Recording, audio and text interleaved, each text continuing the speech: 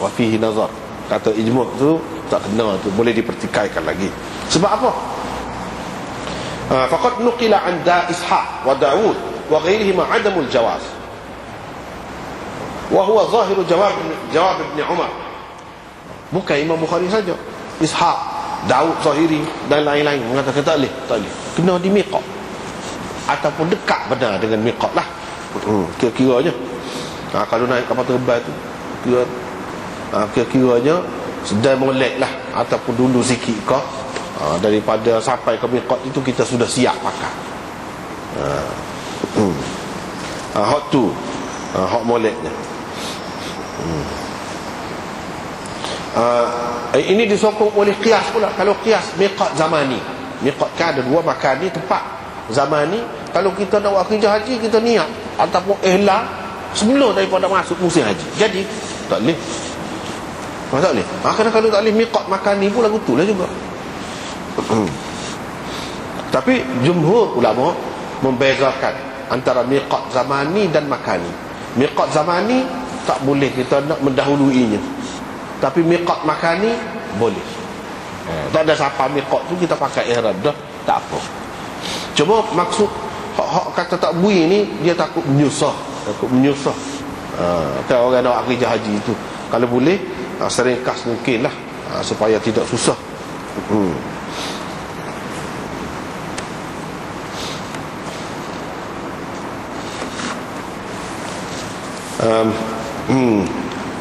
Dengan sanadnya Imam Abu Daud meriwayatkan daripada Harith bin Amr As-Sahmi.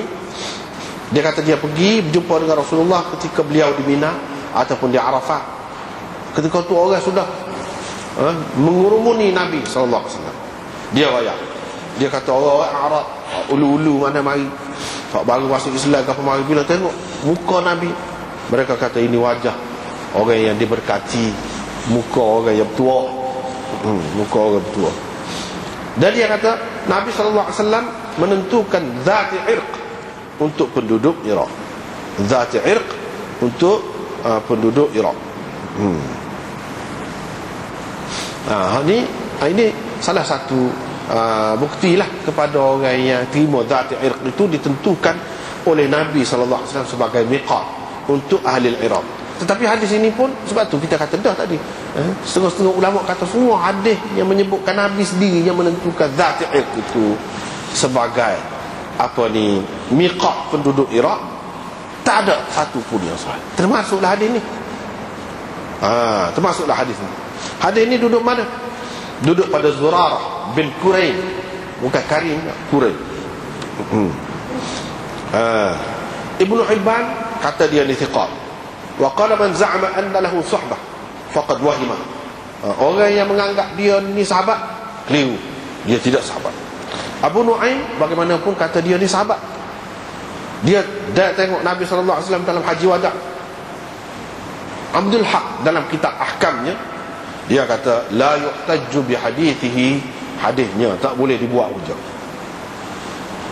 Yahya bin Sa'id Al-Qattan berkata yakni annahu la yu'raf, dia tidak dikenali, yang ini majhul. Bila majhul, dhaif lah, dhaif pula. Sebab itulah ada kebenaran juga bagi pihak tu, tapi ulama bahas-bahas ke mana-mana pun sekurang-kurangnya ada juga sekurang-kurangnya hadis ini bertaraf hasan. Ia menunjukkan Nabi SAW menentukan zati irq ini sebagai miqat orang Iraq, itu sekurang-kurangnya hasan. Dan itu disokong oleh Badruddin Aini dalam syarah Bukhari-nya. Babul haqid tuhillu bil hajj. Orangnya mari kota, perempuan lah, mari kota boleh juga ihlal haji. Boleh juga ihlal haji ni maksudnya pakai ihram, lepas tu ucapkan talbiyah ataupun ihlal seperti kata tadi lah. Boleh, dia boleh buat kerja haji. Dengan sanad Imam Abu Daud meriwayatkan daripada Aisyah, katanya Asma binti Umais telah bernifas. Hadis ni iaitu berkenaan dengan perempuan yang bernifas, bukan perempuan yang berhaid. Tapi oleh kerana banyak hukum sama antara orang yang bernifas dengan orang yang berhaid ni, dengan sebab itu Imam Abu Daud mari hadis hak bernifas. Padahal tajuk dia buat orang yang berhaid. Dia nak ceritanya orang yang berhaid serupa dengan orang yang bernifas juga, iaitu boleh ihlal haji. Tidak kata tak boleh lah pakai balik lah. Tidak lagu tu. Dah pergi dah. Mari kata Nabi SAW bila sampai di situ, di syajarah tu, dia beranak, melahirkan anak dia. Rasulullah SAW suruh Abu Bakar, sebab pada masa tu Asma binti Umais ni isteri kepada Abu Bakar pada masa tu. Kemudiannya dia jadi isteri kepada Sayyidina Ali. Sebelum dengan Abu Bakar tu, dia jadi isteri kepada Ja'far, abang kepada Sayyidina Ali. Dan dia pergi ke mana? Habsyah, bersama dengan suami dia Ja'far. Bersama dengan suami dia Ja'far. Ja'far itu mati pada tahun yang ke-8. Pada tahun yang ke-8. Lepas pada itu dia jadi isteri kepada Sayyidina Abu Bakar. Nabi SAW buat haji wada' tu pada tahun yang ke-10. Pada ketika ni dia jadi isteri kepada Sayyidina Abu Bakar. Dan dengan dia inilah Abu Bakar mendapat anak yang bernama Muhammad bin Abu Bakar. Maknanya dia tidak seibu sebapa dengan Aisyah. Yang seibu sebapa dengan Aisyah ialah Abdurrahman. Itu semua sebab. Ni ayat samalah dengan Aisyah, tapi mak lain. Rasulullah SAW suruh Abu Bakar suruh isteri dia tu mandi dan berihlal. Mandi dan berihlal. Padahal mandi pun tidak akan jadi suci juga, muka darah duk keluar lagi. Ini sunat, mandi ni sunat. Supaya juga orang yang mari kotor tu, kalau nak kiranya dia tidak jadi suci juga dengan mandi tu. Yang ni tidak syarat suci lah untuk buat ibadat haji tu, kecuali tawaf. Hak kemudian akan disebutkan. Hak lain-lain tu tak apa, boleh buat berlaku. Boleh buat berlaku. Supaya dengan orang haji lain tak ada kurang. Tak ada kurang.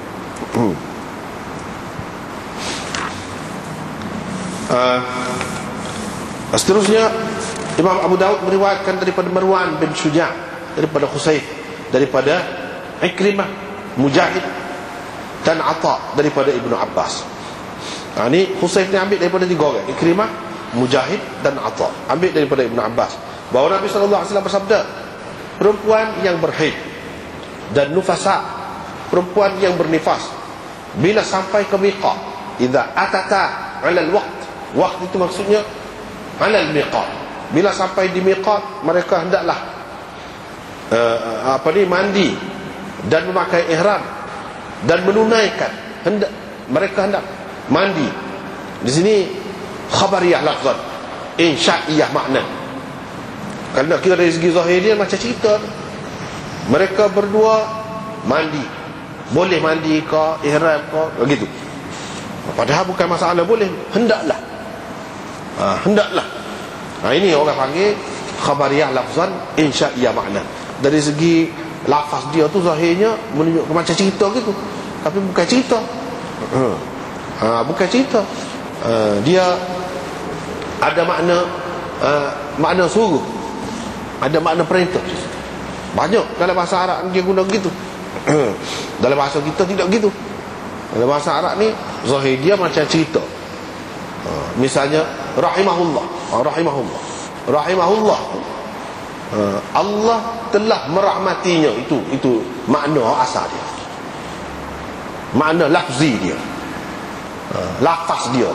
Dan lafaz itu berupa cerita tu, Allah telah merahmatinya, itu cerita tu. Tapi situ bukan cerita, zahir dia cerita, tapi maksud dia dari segi terjemahan dia, dari segi hak kita kena fahamnya, iaitu doa, semoga Allah merahmatinya. Sebab itu kena bubuh semoga. Kalau kita bubuh kod Melayu, Allah telah merahmatinya, tak faham, jadi keliru orang. Betul dari segi terjemahan zahir dia, tapi terjemahan zahir itu tidak dikehendaki, bukan gitu. Hak asalnya tidak nak gitu. Hak tu orang ngaji ilmu balaghah bahasa Arab, dia faham, dia tahu. Ada setengah-setengah tu khabariyah lafzan, insya'iyah makna. Ada insya'iyah lafzan, khabariyah makna. Ada. Zahir dia macam suruh, tapi bukan suruh, cerita. Ada juga. Hak tu gitulah. Supaya sini Sini ni zahirnya cerita